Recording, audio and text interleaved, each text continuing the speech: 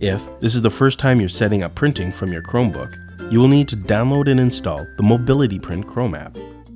Make sure your Chromebook Wi-Fi is turned on and that you're connected to the GBC network.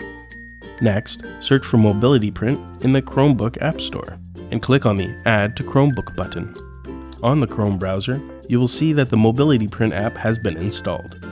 Now, you are ready to print. Open the material you would like to print. Follow the normal method you would print from that app. To change from the default printer, double-click on the current printer and then select either Library BW Printing or Library Color Printing. You will notice that the library printers have this logo beside them.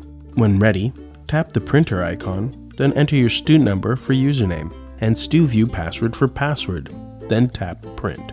Once printed, you can pick up your prints from any Library Learning Common printer.